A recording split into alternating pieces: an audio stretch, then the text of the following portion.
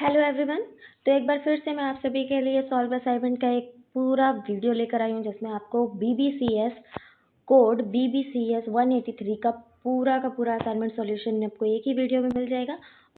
यह असाइनमेंट बना कौन कौन सकता है? जिन बच्चों ने जुलाई 2025 में एडमिशन लिया है या जिन बच्चों ने जनवरी 2026 में एडमिशन लिया है, वो सभी इस असाइनमेंट क्वेश्चन पेपर को बनाने के लिए वैलिड है। वो सभी बना सकते हैं ये असाइनमेंट पेपर।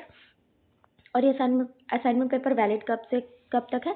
1 जनवरी से लेकर 2026 से लास्ट 31 दिसंबर तक वैलिड है। जो बच्चे जून में एग्ज़ाम देने वाले हैं उनको भी सेम असाइनमेंट बनाना है, और जो बच्चे दिसंबर में एग्ज़ाम देंगे उनको भी सेम ही असाइनमेंट बनाकर सबमिट करना है। और वीडियो को शुरू करने से पहले आप लोगों से एक ही रिक्वेस्ट है कि चैनल को लाइक, शेयर और सब्सक्राइब कर दें और बेल नोटिफिकेशन को ऑन कर लें, जिससे मैं अपने चैनल पे जितने भी इग्नू से रिलेटेड इन्फॉर्मेशन या असाइनमेंट सॉल्यूशन वीडियो अपलोड करूँ वो डायरेक्ट आपके फ़ोन पर नोटिफिकेशन के थ्रू आपको पता चल जाए। तो चलिए वीडियो शुरू करते हैं। तो हमारे कोर्स कोड का टाइटल है tools and techniques in biochemistry, और इसका कोड है पूरा ये मैक्सिमम 50 मार्क्स का ही है सिर्फ, और BBCS 183 इसका कोर्स कोड है। 2026 वाले बैच के लिए, जो भी 2026 में एग्ज़ाम देंगे उन सभी के लिए वैलिड क्वेश्चन पेपर है।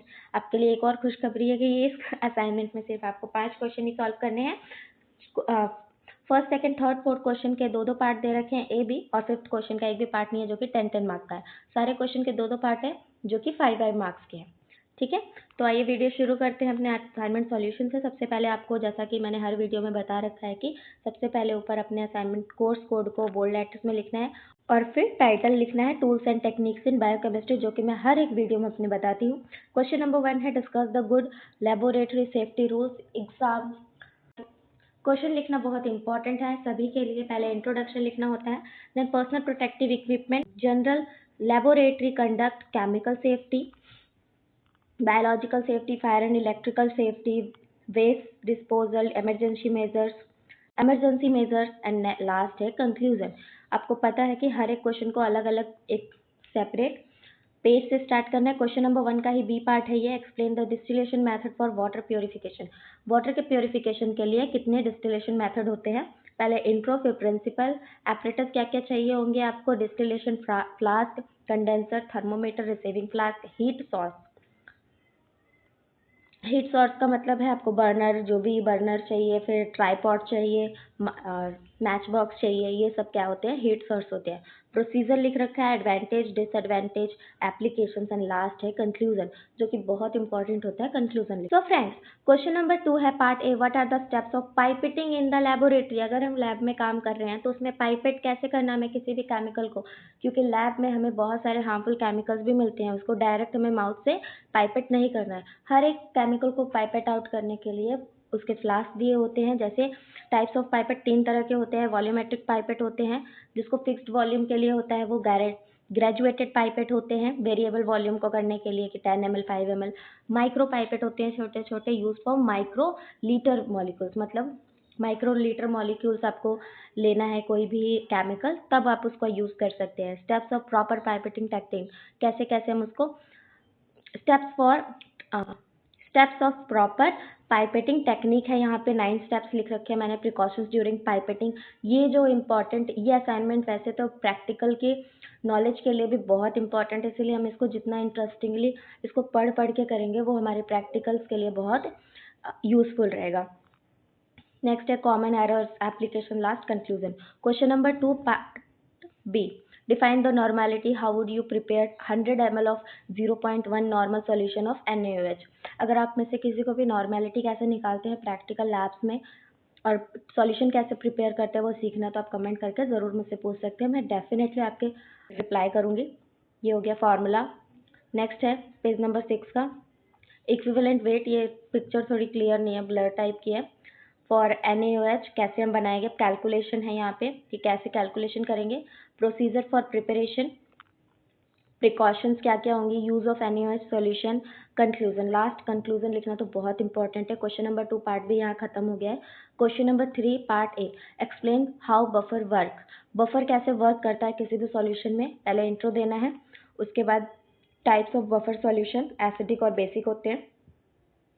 Mechanism of buffer solution, mechanism of buffer action, case 1 when acid H plus is added. अगर हम किसी भी बफर सॉल्यूशन में या अगर हम किसी भी सॉल्यूशन में H प्लस और ऐड करते हो तो कौन सा बफर बनेगा, उसका है मैकेनिज्म ये। फिर है जब हम OH ऐड करते हैं केस 2, तब क्या बनेगा। फिर है हैंडरसन हैजलबर्च इक्वेशन।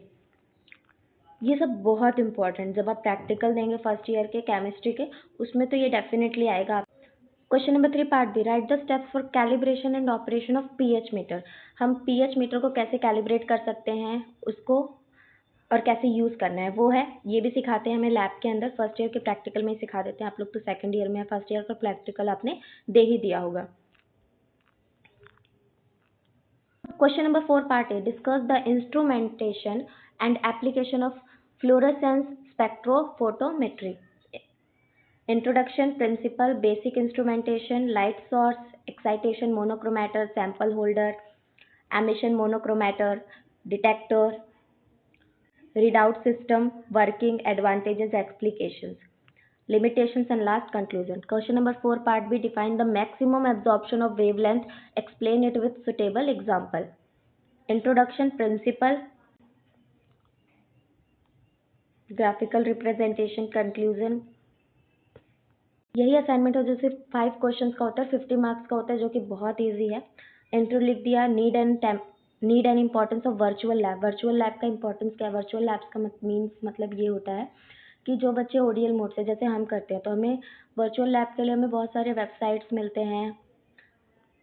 वर्चुअल लैब के क्या इंपॉर्टेंस होते हैं, वर्चुअल में जो हम यूट्यूब के थ्रू सीखते हैं उसको बोलते हैं वर्चुअल लैब, जो वीडियो के थ्रू सीखते हैं। Objectives of virtual lab, structure and components of virtual lab क्या होता है, theory module, procedure module, simulation module, observation module, result and conclusion, self assessment, working of virtual labs कैसे कैसे work करते हैं, एप्लीकेशंस इन बायोकेमिस्ट्री में कैसे वो एप्लीकेट होता है, limitations of virtual lab, importance for IGNOU and distance learners, future scope of virtual lab क्या है, लास्ट है कंक्लूजन। ये हमारा खत्म हो गया इग्नू असाइनमेंट BBCS 183 का पूरा assignment solution. So friends, thank you so much इस वीडियो को पूरा देखने के लिए, और आई होप कि ये असाइनमेंट लिखने के बाद आपके 40+ मार्क्स तो ज़रूर ही आएंगे। वीडियो को बंद करने से पहले आपको क्या करना है, आपको याद ही होगा कि चैनल को लाइक, शेयर और सब्सक्राइब करना है और बेल नोटिफिकेशन को ऑन करना है। Thank you so much.